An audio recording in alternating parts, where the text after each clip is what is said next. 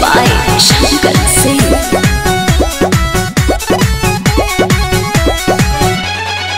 कानूनी गजुर मजुर फोनवे में बोलता डरता करे जाई मन हमर डोलता। हे देवर जी देखी ना कानूनी गजुर मजुर फोनवे में बोलता डरता करे जाई मन हमर डोलता। धराइबू तो हम देखें।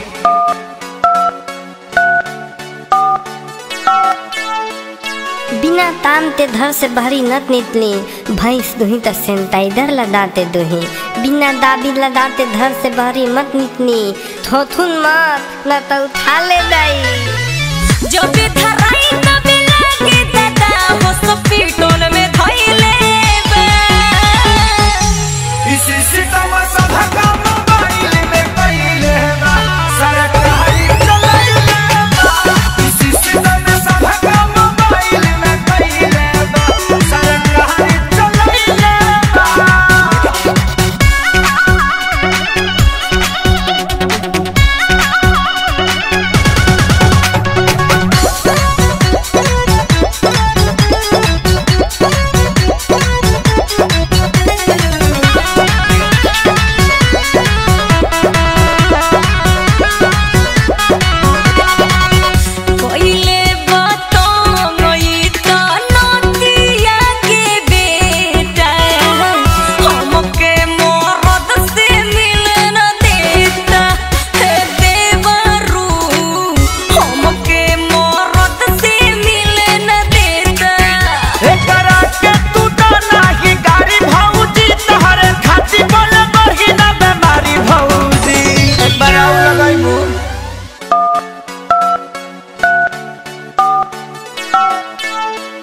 कोविड-19 से बचे के लिए आहा सब घरे में रहू सरकार का निर्देश का पालन करो दिन में भर दिन साबुन सरफ से हाथ धो गरम गरम पानी पियो और हाथ में सैनिटाइजर लगाओ। सटे ना देता के होके लगे सबके जहु आइले बा।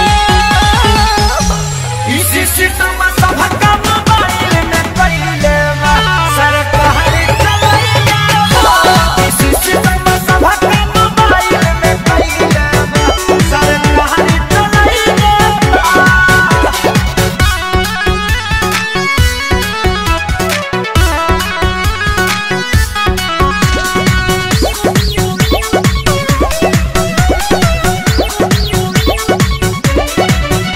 सैया पवन से मिलती मन करे मोरा इहे बनल बाटे रोड़ा ए देवर जी इहे बनल बाटे रोड़ा। कहतानी जनरेशन कर थोड़ा भौजी भैया आ जाई है धाली हम करा भौजी। लास्ट पर लगाओ तो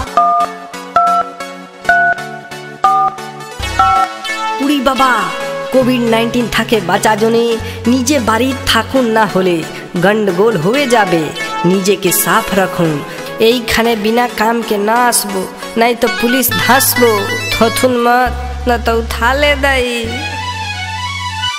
एही से लागे कनक सरिया तो बज गइले बा। इसी सितम सब काम